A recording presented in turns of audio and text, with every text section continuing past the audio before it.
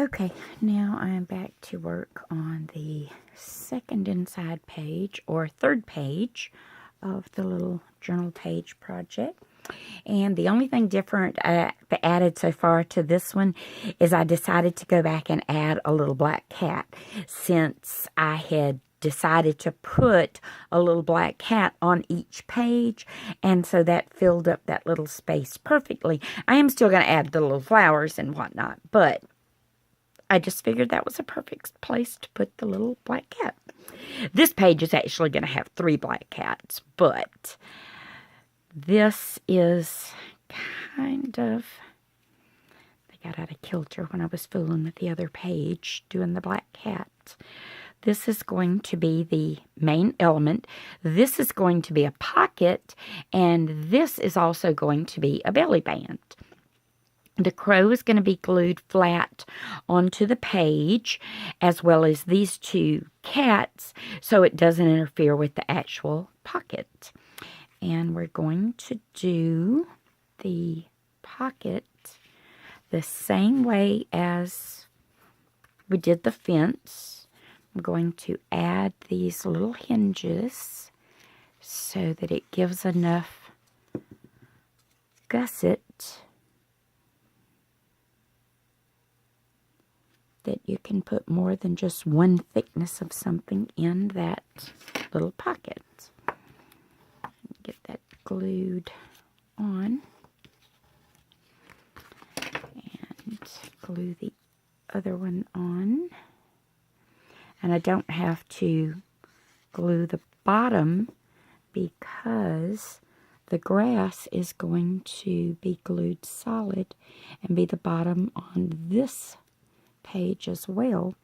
So these 2 pages will be pocket pages, as well as the main belly band, where this one has some little, I guess you could call them tuck spot belly bands. And so that's how I've got my little marks there for the different layers. So that's how this pocket's going to go on. So I'll put glue just on my hinges, or gussets, or however you want to refer to them. I want to get just above my little mark. Make sure I've got it even. So this stuff has got to go for a minute because I have to stand it up. Stand it up, make sure that wall is straight. Okay, so we'll let that set up a minute.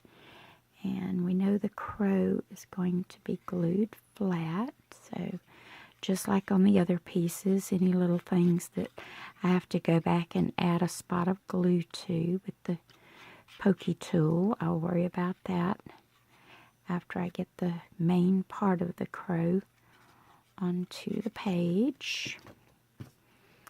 And let me hold it with the tweezers because it makes it a little easier.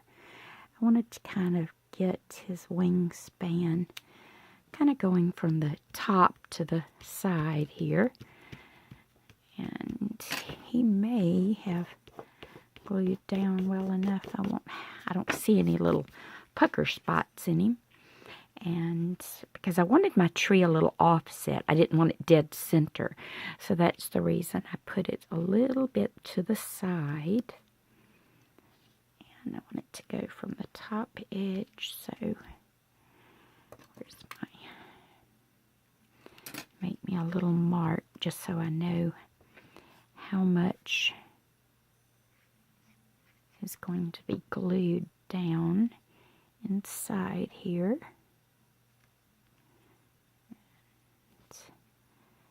That will pretty much be that spot because I want to make sure it doesn't come out. So, and then I'm going to just put glue at that top edge.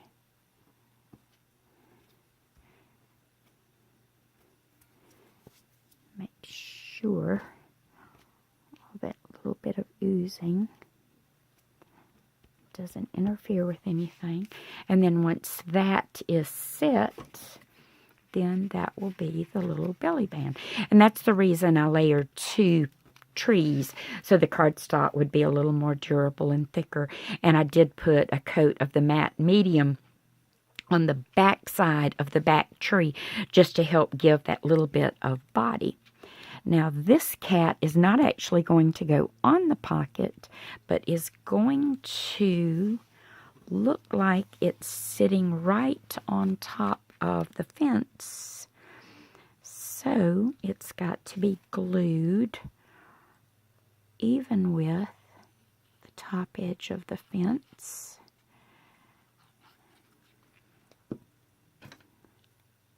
And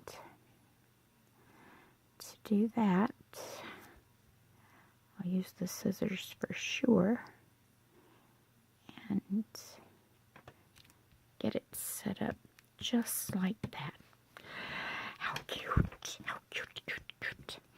This cat is going to be glued flat onto the page, but its tail is going to come over and be glued right there at that little edge spot, so it won't interfere with the pocket, but gives a little more dimension and looks like the cat is actually on the fence. So let's see if I can make this work. How cute, how cute, how cute. Okay, so those 2 are in place. Now we have 2 layers of grass to put on this one, and I did not trim this one purposely because I wanted to make sure where this was going to need to end up. So I think that right there, and then I can trim that off once I have it attached. So just going to put glue along that bottom edge for now. If I need to glue any of the rest of it down, I can do so when I get to that point. Let's get this in place, and any glue that got on back there, I just wanted to remove it from this piece because that'll have to be trimmed off. But I want that to sit for a minute before I attempt to do that. And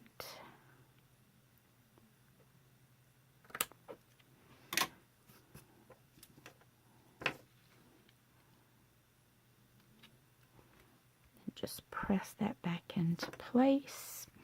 And there's my first little row of grass. Oh, how cute.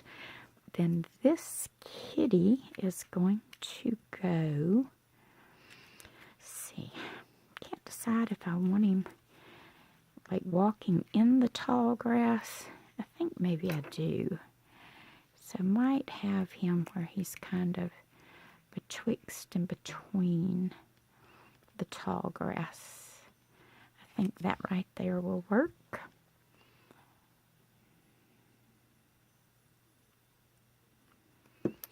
And when I feel like I have a little too thickness of glue, I wipe a little excess off. Right, come on, let's kind of get you back where I had you.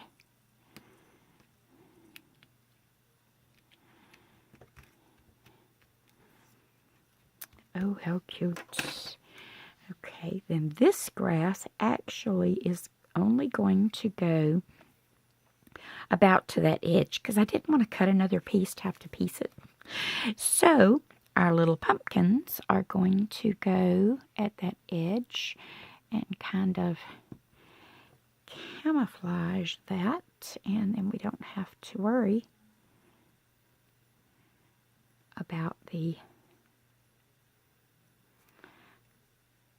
this little end right here because our pumpkins are going to take that space up. This page is turning out so cute. And I am going to add a few of the little leaves like this, but I've got to put some more of the ink on them And I haven't done any more yet, so they will have to wait until I get that done. But there, I won't add but a few, and I'm mostly going to add them in the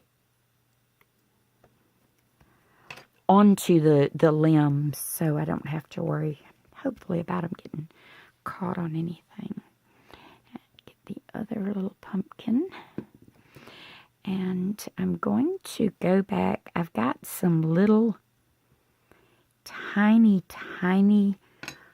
a die that makes teeny tiny leaves. And I'm going to add a little leaf to the pumpkins. And some of the bigger ones, I like to use this little punch. It's a punch. And I can punch that and then cut them apart and use the different sizes on some of the larger pumpkins. And that's just always been my go-to punch for that. So hopefully that looks so cute. And I have a die that does like a little trailing vine. It actually trails up, but I may put a little trailing vine and some flowers. But I wanted to show y'all something that I do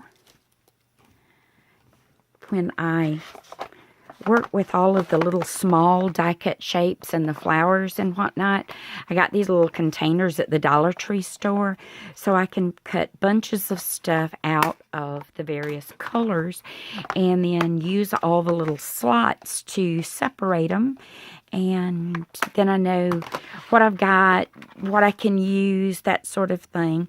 And these are all flower shapes, but I also use some of the same flower shapes as backings for flowers. So I cut some in green, some in brown.